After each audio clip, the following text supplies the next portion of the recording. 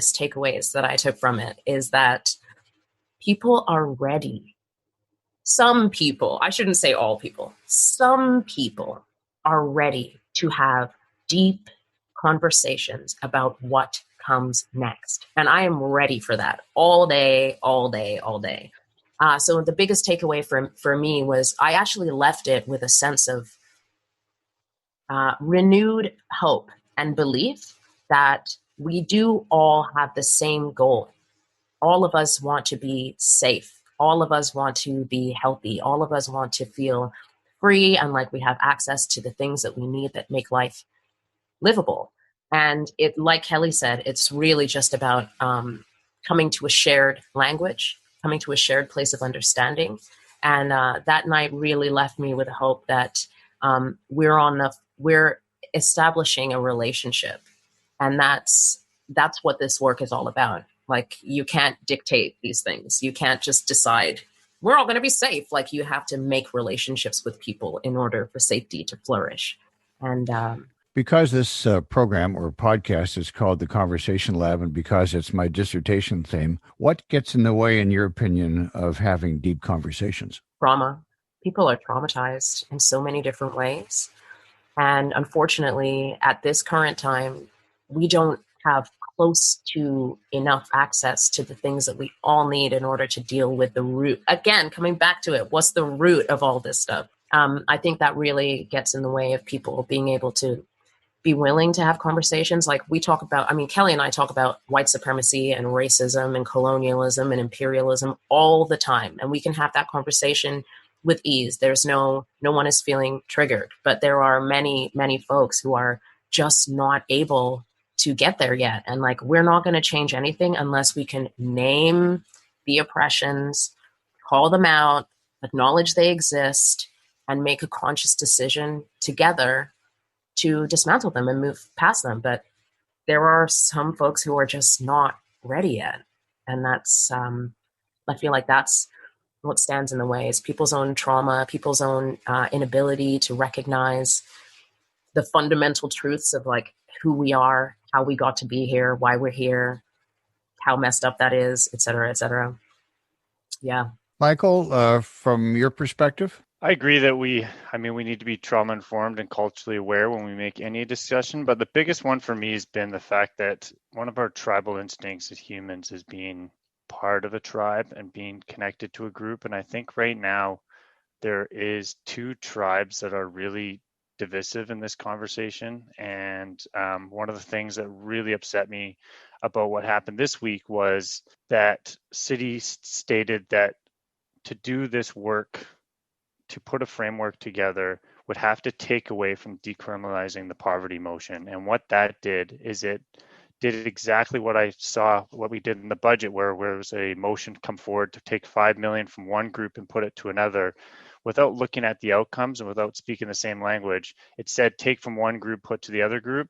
And when you've built up these two tribes that are in their camps and feel connected and speak to each other and are in these silos, and then we use language, and as a city we try to put one against another, it really makes it difficult. And I felt that this week really showcased that. I thought we moved a few steps forward in the conversation, and then that was a huge step backwards. And I appreciate Tonye is one of the first messages I saw on social media that said the community was not going to support this motion. And one of the main reasons was when staff had put forward that, and my intention, and I talked to staff before, was that we won't pit one against another. The goal is to look at how we can look at funding across the city in every department to improve community safety and well-being.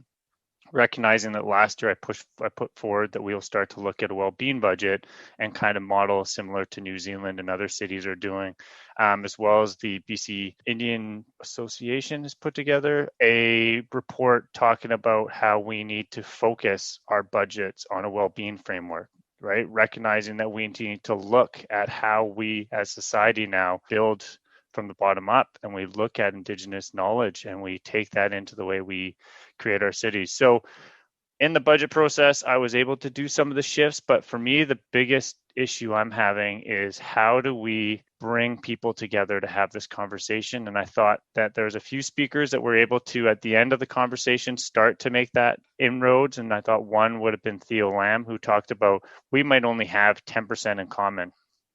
But let's focus on that 10%, recognizing that if we can make a safe bench at a bus stop and safe for the business owner and safe for the person who wants to stay there all day and safe for the person that wants to ride the bus, that's a better bus stop for everyone. And so sometimes we have to take it down to such a narrow, small level because right now we are in our camps and it's difficult right now to have conversations between the two sides. And I think that's probably one of the reasons Tonye might have felt that the dialogue we had people representing both sides in the room. And I think it was great for them to hear the dialogue that happened. And I look forward to us having more dialogues because I've had great conversations with people that called me the day after from both camps saying, I really appreciated this part of the conversation. I can see where we can walk that way a little bit.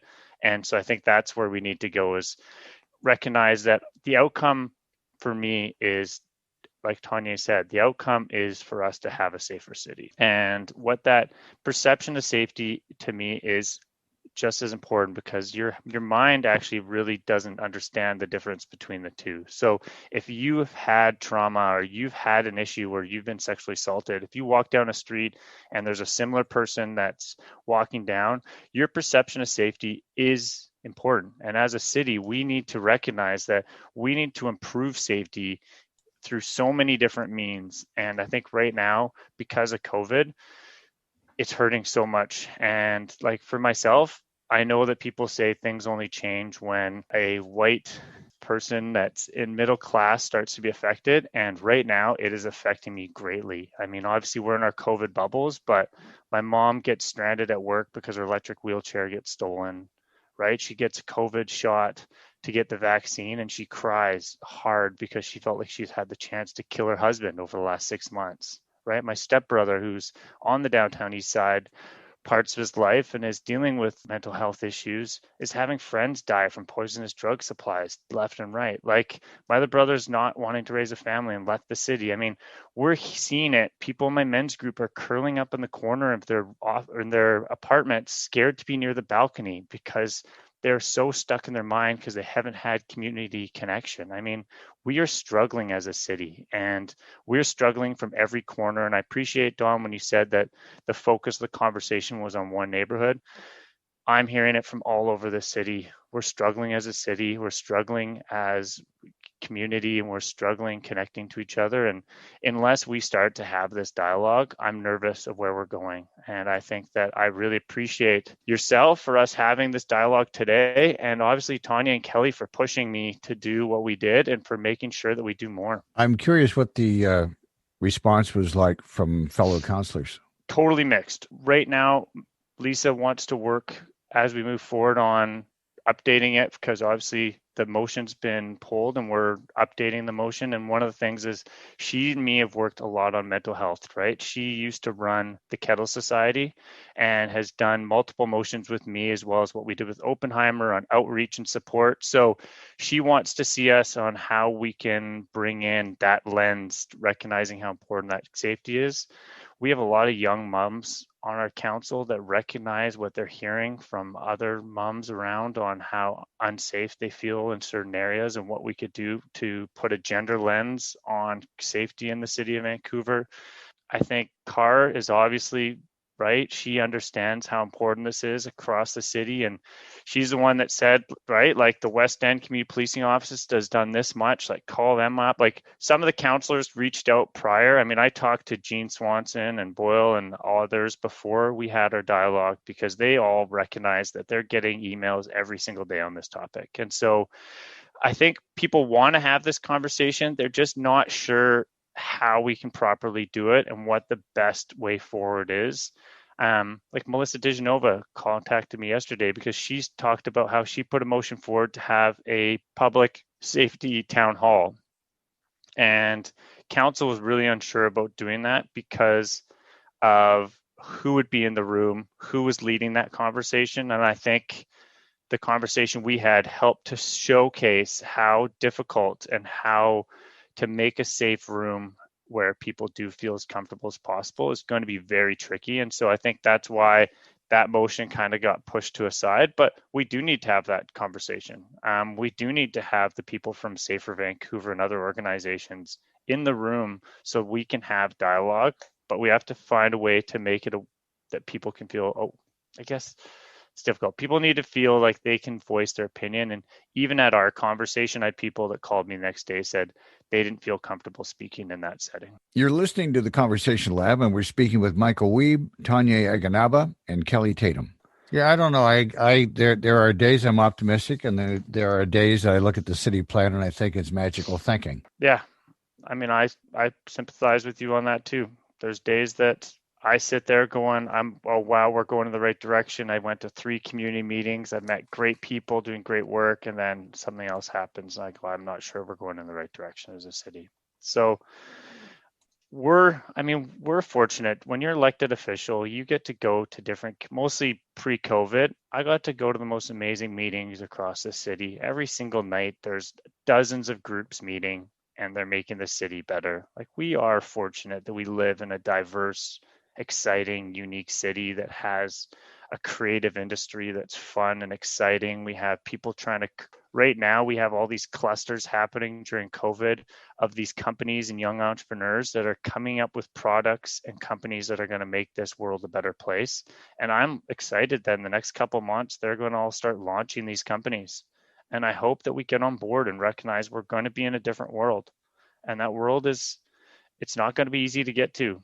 Great conversation yesterday with Hardwick that says some of her friends are feeling uncomfortable to speak in some of the advisory committees because they are changing. They are no longer a single group of people in the room. They are multiple people from different diverse backgrounds, and the conversations are more difficult. And what I'm happy to hear is that we are having more difficult conversations. We just have to find ways to take away some of the embedments into these groups that we have and find ways to reach out to each other, because it's really easy to not feel connected during COVID and then jump onto a campaign and then fight for that campaign and not be able to listen to what the other side is saying. So when's the next roundtable? We were going to have it on the 25th, and then it looks like we have a council reserve because councillors couldn't hold themselves back. And I think we had 10 to 11 motions dropped last night. And so, yeah, it's difficult because we've been told so many times as councillors to trim down the amount of motions. Emotions that we're bringing forward, because it's the same staff doing them. And it's frustrating because people are saying it's the same group in community services working on this. I think Jean brought 3 more motions and they're all the same group. And so we need to, Tanya, talk about our staff keep telling us to slow down. And yesterday we just did it. Go. Hey, listen, I can't understand why we think anything is going to get done. Community services, I just found this out, is 3 people. Yeah, and they got 3 more motions dropped on them last night. Yes, which is why, and I bring it back to my position on this. The reason why I couldn't in good faith support this motion is because of that information right there. Last year, incredible motions were passed, decriminalizing poverty, ending street checks, and Pete's motion, which I can't remember in this moment.